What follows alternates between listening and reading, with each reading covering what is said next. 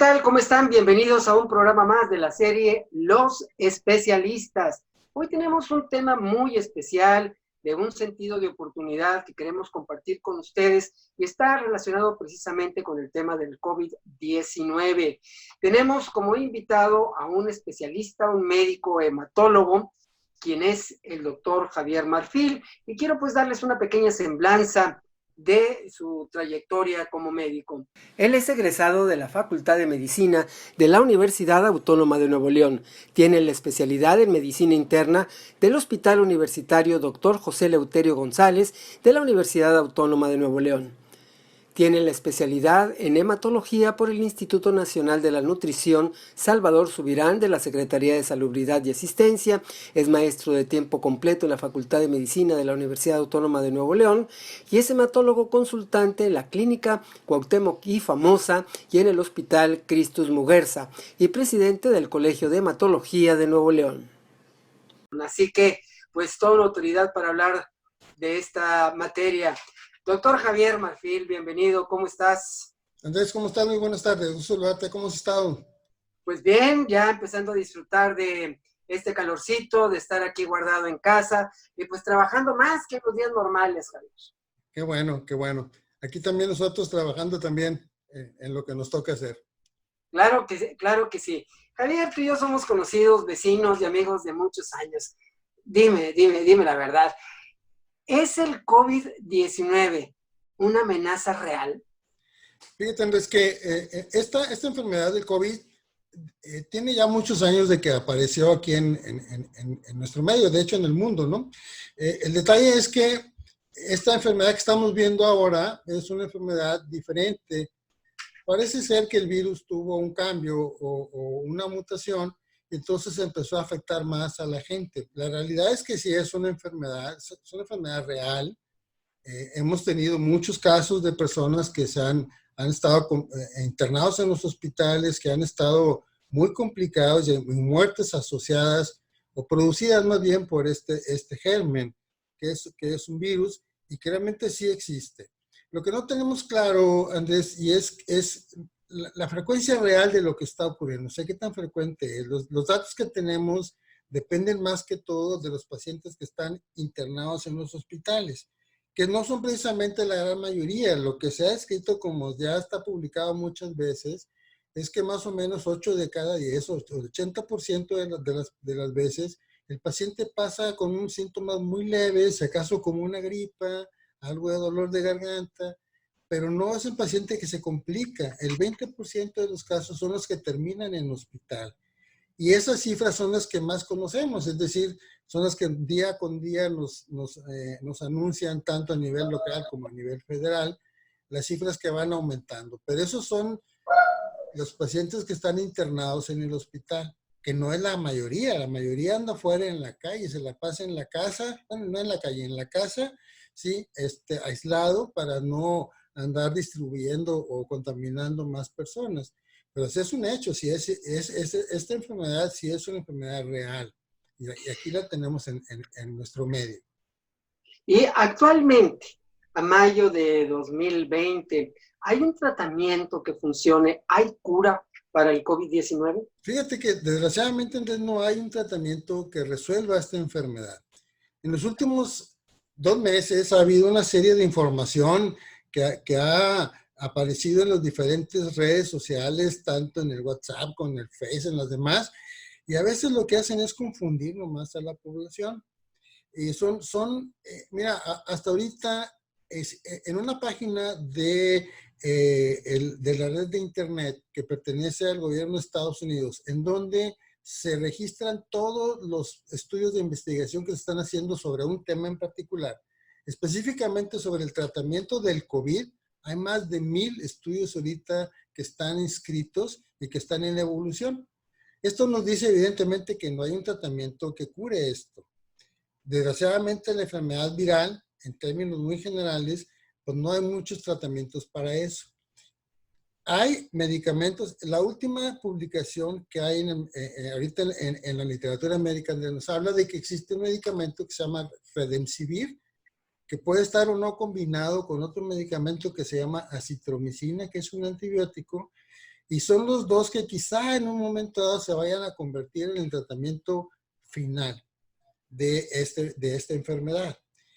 Otro problema que ha surgido, Andrés, que es importante es cuándo empezar el tratamiento, porque la mayoría de las veces la persona llega a un área de una evaluación que se le ha llamado triage, que es cuando llegas tú primero al hospital y te dicen si tienes o no síntomas sugestivos de que pueda ser de enfermedad por COVID-19. Y entonces, si tú tienes síntomas leves o nomás te algo de fiebre, dolor de garganta, algo de tos, te hacen la prueba y te mandan a tu casa, pero no te dan tratamiento. Si acaso te dicen que tomes paracetamol para controlar la malestar y la fiebre. El problema es que si tienes la enfermedad, puede evolucionar tan rápido que a veces no te da tiempo de regresar.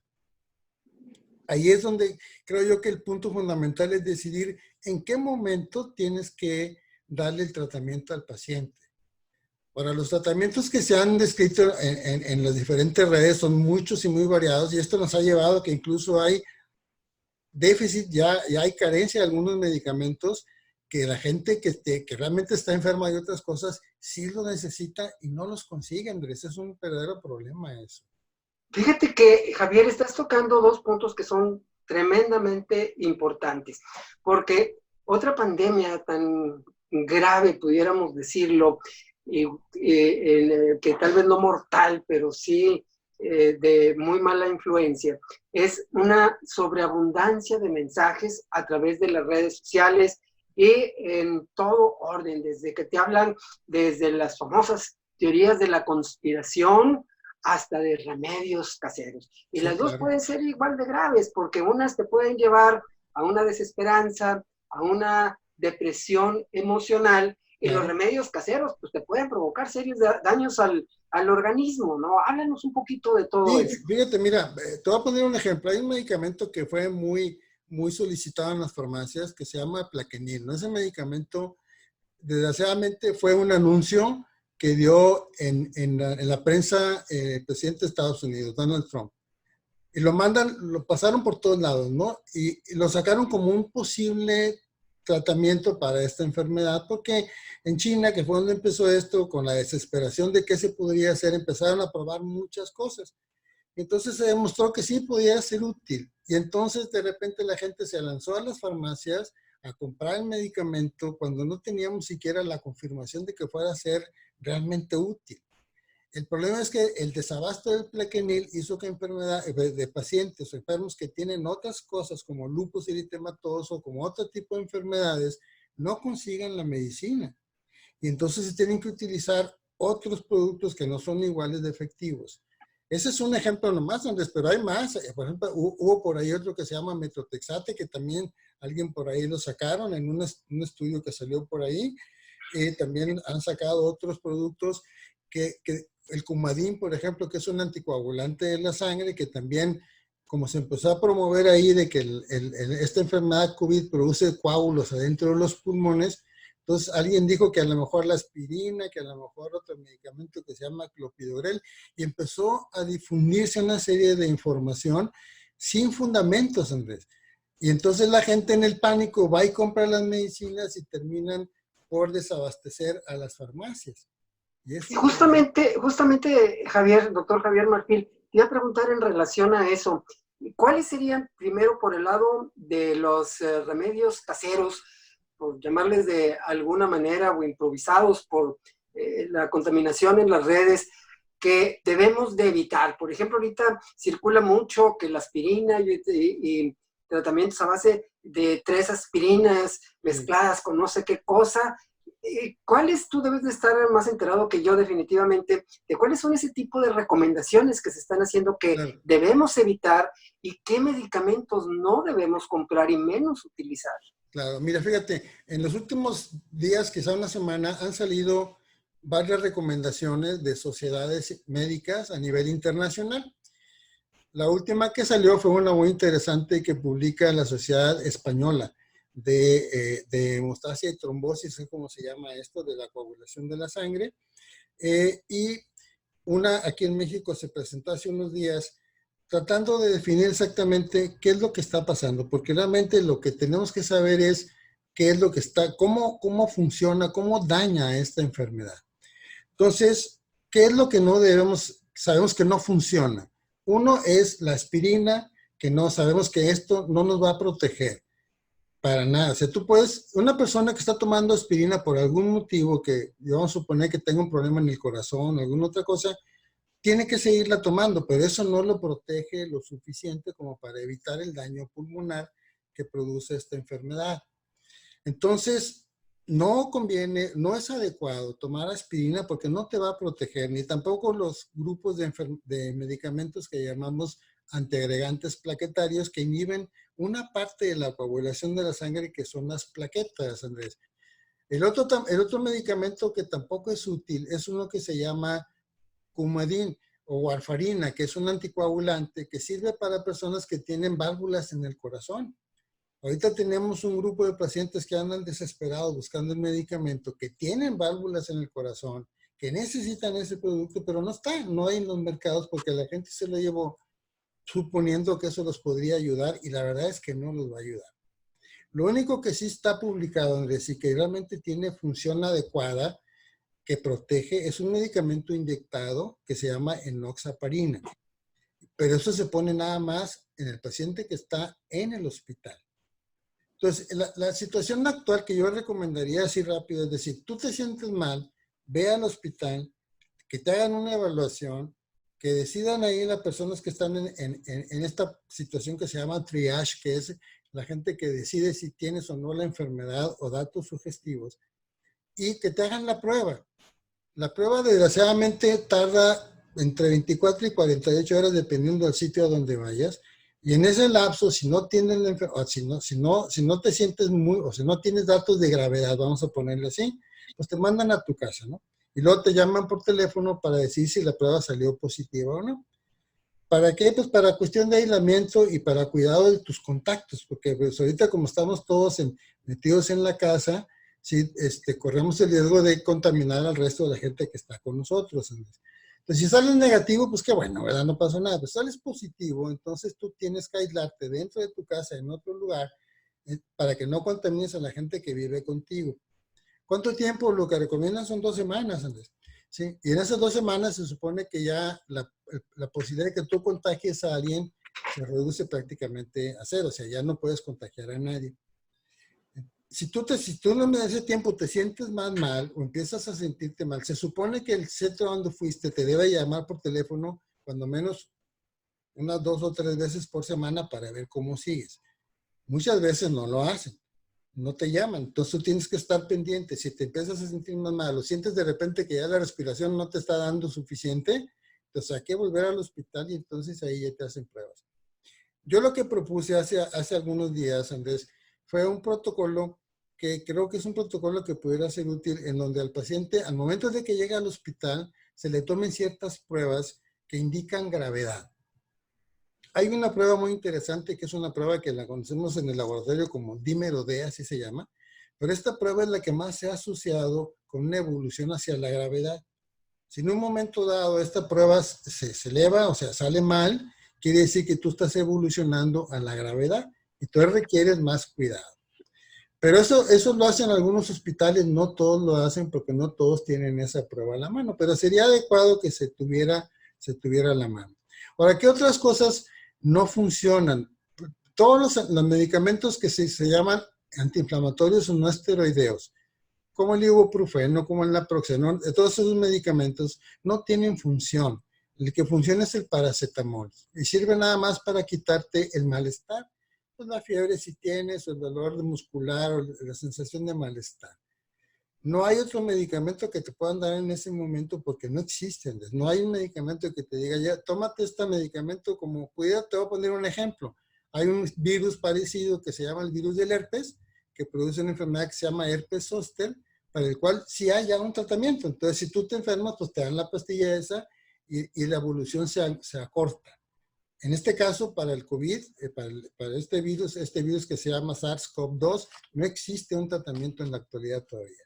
Ese es un problema serio porque apenas estamos trabajando en eso. Bueno, estamos a nivel internacional tratando de definir qué medicamento es mejor para resolverlo y sobre todo la vacuna, Andrés, que sería lo ideal en este caso, tener una vacuna. No Claro. tenemos. Javier, háblanos un poquito a hoy, jueves 7 de mayo de 2020.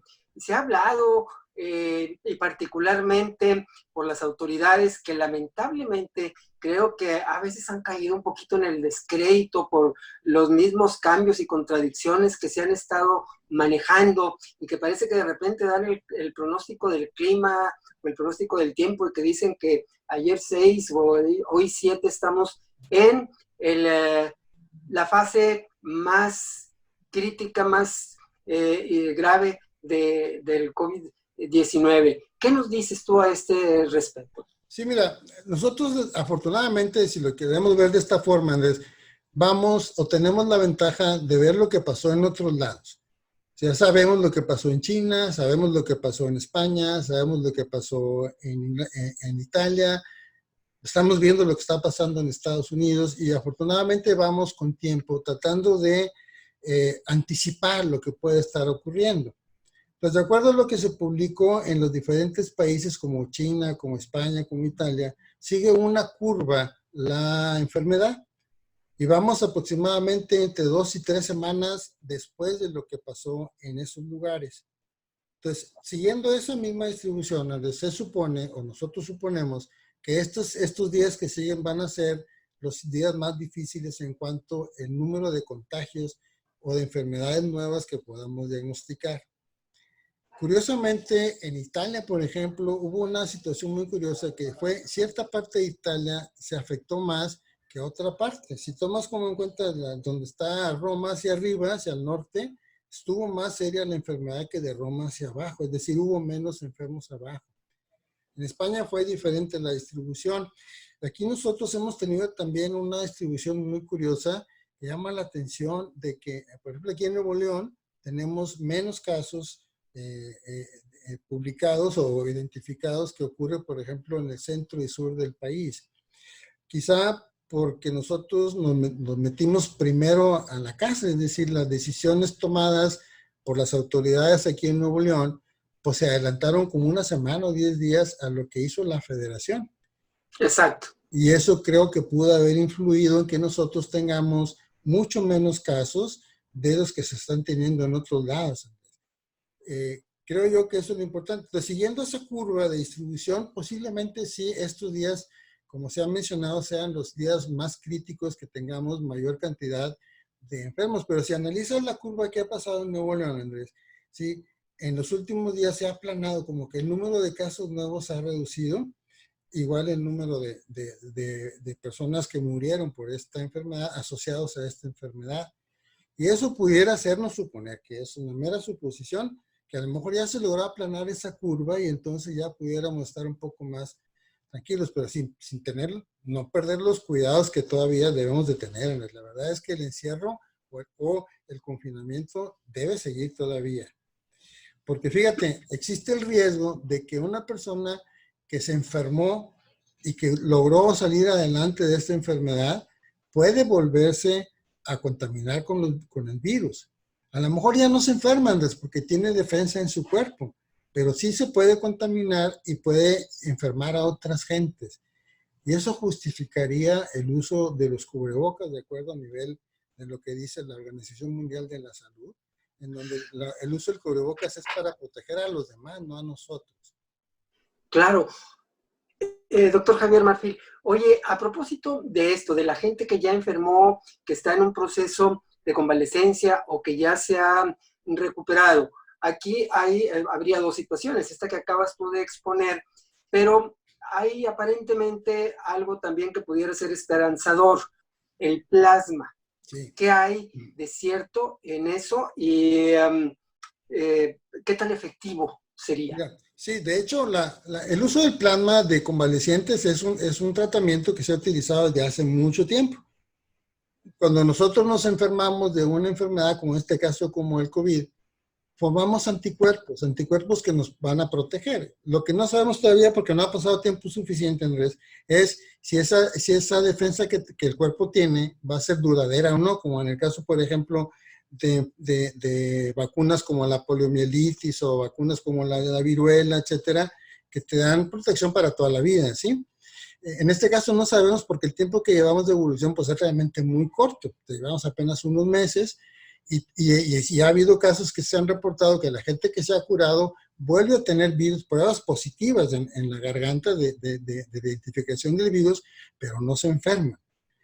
Entonces, esas personas que ya se curaron tienen una concentración de anticuerpos dentro de su sangre, que es la que se utiliza para el tratamiento de otros pacientes, sobre todo los enfermos que están en la unidad de terapia intensiva, que están realmente muy gravemente enfermos, es donde se ha utilizado. Entonces, lo que hacemos en estos casos es sacarle el plasma a una persona que ya se enfermó y se curó para sacarle ahí los anticuerpos. Es donde van los anticuerpos. Y esos anticuerpos se le administran a una persona enferma como si fuera una transfusión de sangre. Y es lo que conocemos nosotros como una inmunidad pasiva. Es decir, tú le metes anticuerpos ya a una persona para que luchen contra la enfermedad, en este caso contra el virus. La verdad es que tenemos que tener básicamente 3 o 4 condiciones que son muy importantes. La primera, creo que es la más importante, es saber cuántos anticuerpos tiene la persona, porque no todos tienen la misma concentración. Entonces puede ser que una persona tenga menos cantidad de anticuerpos y no sea tan útil el plasma. Entonces primero hay que saber cómo están los anticuerpos. Lo segundo es que recomienda, por ejemplo, el protocolo de España recomienda que la persona haya pasado cuando menos 4 semanas desde el momento en que ya se consideró que está libre de la enfermedad. Que deba tener 2 pruebas de hisopo en la garganta, de la prueba de COVID, de PCR, negativas, ¿sí? Para asegurar que no tiene la enfermedad en ese momento, ¿sí? Entonces, eso es, y luego, obviamente, conectarla a unas máquinas especiales que se llaman máquinas de aféresis, que son las que le sacan el plasma al donador, lo preparan para administrar. Y debe de ser, evidentemente, del mismo grupo sanguíneo, porque desgraciadamente van anticuerpos que pueden en un momento dado producirle un daño al receptor. Entonces esas condiciones tienen que cumplirse para poder tomarlo como base. Ahora, que funciona, sí, sí funciona, Andrés, pero nomás tenemos que saber, sobre todo si tenemos suficientes anticuerpos en la sangre. Ya ha habido casos hechos que ya se han tratado en donde se les pone plasma y acortan la evolución de la enfermedad porque matan a los virus, ¿ok? Entonces sí Muy es bien, una situación buena. realmente eso, pues es muy, muy revelador, doctor Javier, porque ahora entendemos, creo que ya claramente, qué es lo que sucede y por qué funciona. ¿Cuál Sí. es tu visión para finales de este mes de mayo en relación a lo que podamos estar viviendo? Sí, Andrés, mira, fíjate, si seguimos la curva, posiblemente se pueda abrir, ya ir poco a poco abriendo la actividad económica, que yo creo que nos va a hacer un poco más de daño que la actividad del virus. Sí, posiblemente en las segundas quincenas del mes de mayo pudiéramos ir pensando eso. Si tuviéramos todos, Andrés, acceso a tomar anticuerpos en la sangre, sí, entonces, y te demuestran que tú tienes anticuerpos positivos, o sea, que ya te enfermaste, a lo mejor ni te diste cuenta, porque acuérdate que 80% pues a veces no son sintomáticos y pueden tener, si acaso, una pequeña molestia en la garganta o algo de fiebre y se pasa la enfermedad. Si ya tienes anticuerpos positivos, entonces tú estás protegido de que te vuelva a darle o que te dé la enfermedad. Y eso te podría permitir empezar a reactivar tu actividad, siempre y cuando te asegures de usar el cubrebocas para que si te vuelves a contaminar, no vayas a contaminar a otras personas. Ahora, desgraciadamente no todo el mundo tenemos acceso a los anticuerpos. De hecho, en México todavía no están autorizados por la COFEPRIS. Sí, en Estados Unidos, la compañía que se llama FDA, que es la que autoriza todas las cuestiones de medicamentos, ya autorizó 2 líneas o dos marcas de anticuerpos para medir si una persona tiene o no anticuerpos contra el coronavirus. En Europa también ya existen los anticuerpos, en México todavía no entran. Y yo no creo que tarden mucho en que se autorice la entrada de los anticuerpos, porque sirven para 2 cosas, Andrés. Uno es para medirle al posible donador de plasma, tienes que medirle los anticuerpos, porque no puedes tú asumir que si los trae sin saber cuánto tienes, no vas a tener una idea de cuál va a ser la respuesta al tratamiento. Pero la otra que es más importante es para saber si una persona ya se enfermó, tiene anticuerpos y puede reactivar su actividad. Que eso es importante porque la actividad ahorita económica ahorita está muy aplanada.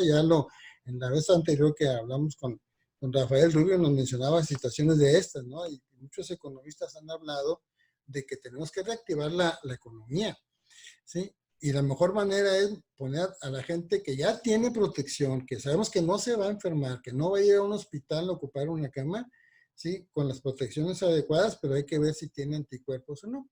Y esa es una de las cosas que yo creo que va a salir en los siguientes días, que a lo mejor sí se autoriza que empiecen ya los anticuerpos aquí en nuestro medio.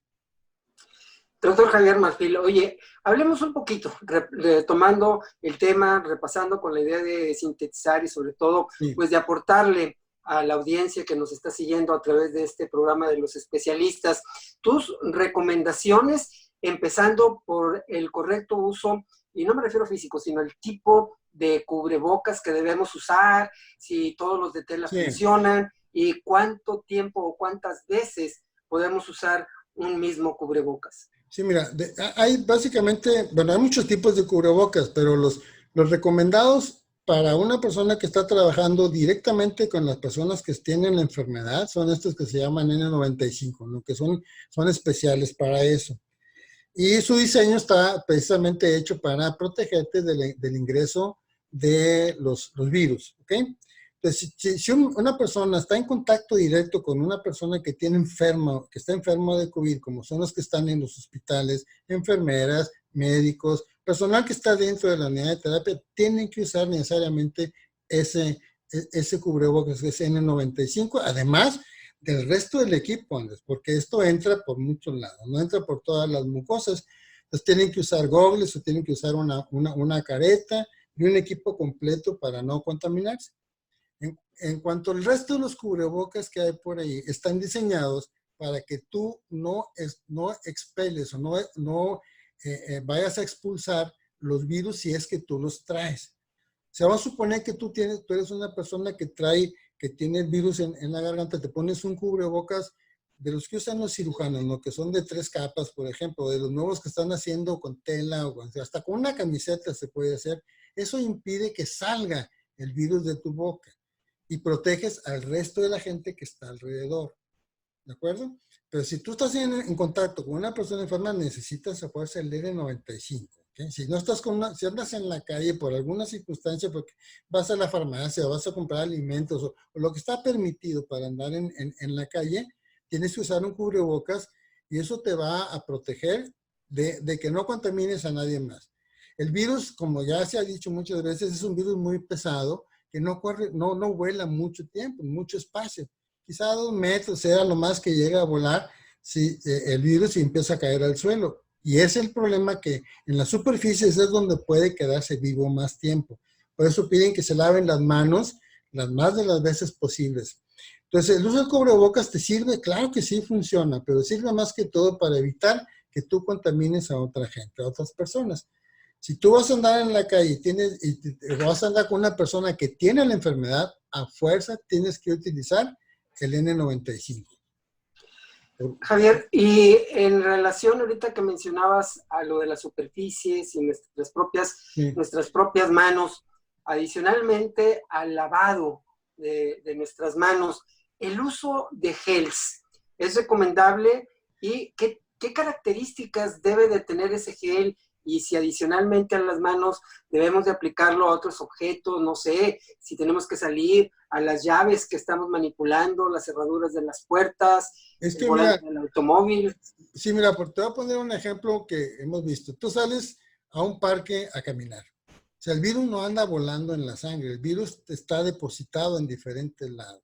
¿Sí? La única condición a que tú puedas que esté volando en la sangre es que alguien te estornude, te tosa enfrente y te llegue eso, porque el virus tiende a caer.